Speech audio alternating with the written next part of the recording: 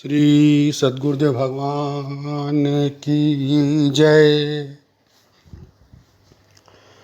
बंधुओं, वैराग्य किसे कहते हैं?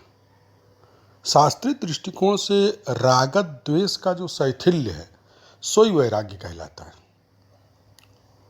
यदि हम मानस की भाषा में कहें तो जानिए तब मन बिरुज गोसाई, जब उर्बल विराग अधिकाई। यानी वैराग्य को एक बल के रूप में गोस्वामी जी ने उत्तरकांड में वर्णित किया है। ये बल है तो कार्य करेगा। तो क्या कार्य करता है? विवेक के बाद जो दूसरी बड़ी संपत्ति साधन में प्राप्त होती है उसी को वैराग्य कहते हैं। और वैराग्य से इंद्रियों का दमन और चित्त में समत्व आता है, और फिर उपराम श्रद्धा और समाधान हो जाता है, यानी चित्त में एकाग्रता आती है। तो इस प्रकार वैराग्य का जो बल है वो कार्य करके तमोगुण को पराजित करता है रजोगुण से, और रजोगुण को पराजित करता है पुनः सतोगुण से, और सतोगुण का शोधन होना चाहिए। गोस्वामी जी ने लखनलाल जी के माध्यम से वैराग्य की कुछ एक विचित्र स्थितियों का भी वर्णन किया है। लखनलाल जी कहते हैं, जानिए तब जीव जग जागा, जब सब विषय विलास विरागा। यानी वैराग्य एक जागृति है जिसमें विषयों का जो विलास है वो मिट जाता है। रमा विलास राम अनुरागी, तजय बमन्यु नर बड़भागी। यानी विषयों का जो विलास है, जो वैभव है कि यहाँ से भी हमको रस की प्राप्ति हो सकती है, वो फीका पड़ने लगता है। मानस में जिस प्रसंग में, चूंकि लखनलाल जी मूर्तिमान वैराग्य हैं, और लखनलाल जी को जब रघुनाथ जी की वन यात्रा का समाचार मिला तो उस प्रसंग में श्री गोस्वामी जी ने लखनलाल जी की मनस्थिति से वैराग्य, किस प्रकार से भगवान वैराग्य का परीक्षण करते हैं और किस प्रकार वैराग्य की परिणति ज्ञान या भक्ति में होती है, इसका वर्णन गोस्वामी जी ने किया है। जैसे ही लखनलाल जी को पता लगा कि भैया को वन जाना पड़ेगा, व्याकुल बिलख बदन उठाए समाचार जब लक्ष्मण पाए। और श्री लखनलाल जी उर्मिला जी के महल में थे, और इसमें वैसे तो अनेक सूत्र हैं परंतु यहाँ हम वैराग्य पर ध्यान देंगे।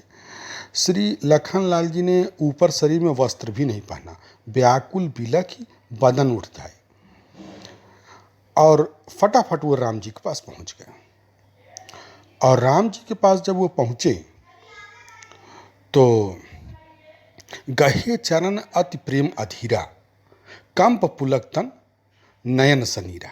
यहाँ गोस्वामी जी अष्ट सात्विक भावों का वर्णन करते हैं कि कंपयमान है और पुलकित है शरीर, ममगुण गावत पुलक शरीरा, गदगद गिरा नयन बहनीरा। तो तन जो है वो पुलकित है, कंपित है, और प्रेम की अधीरता यानी व्याकुलता और अधीरता लखनलाल जी के व्यक्तित्व में स्पष्ट रूप से दृष्टिगोचर हो रहा है। और रघुनाथ जी का चरण पकड़ के वो खड़े हो गए हैं, जैसे किसी मछली को जल से निकाल दिया गया हो और वो तड़प रही हो कि अब उसे क्या होगा। मूकहु का कहब रघुनाथा, रखिए बवन कि लही सा था। दूसरी ओर राम जी ने जब दृष्टि डाली लखनलाल जी पे तो राम बिलो की बंधु कर जोरे, देह गेह सब संतन तोरे। यानी देह और गेह जो आसक्ति के केंद्र में है, ये शरीर और इस शरीर के संबंध घर, यही आसक्ति के केंद्र में है।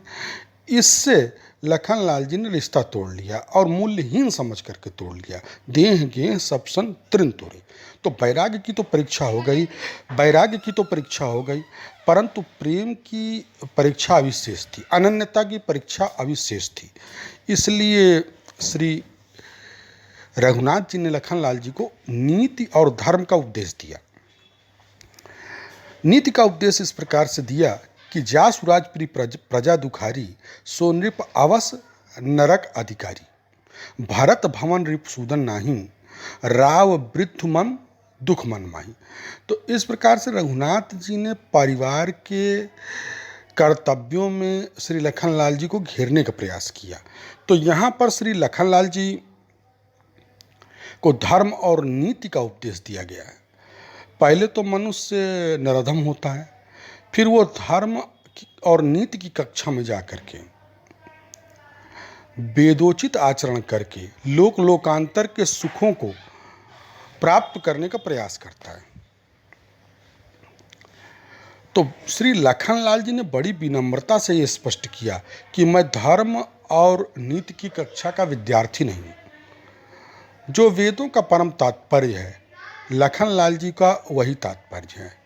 इसलिए लखनलाल जी कहते हैं कि धर्म नीति उपदेशीय ताही, कीरति भूति और सुगति प्रिय जाही। धर्म नीति उपदेशीय ताही, कीरति भूति सुगति प्रिय जाही। धर्म नीति कहूँ ते अधिकारी, जे नरबर धर्मधुर धारी।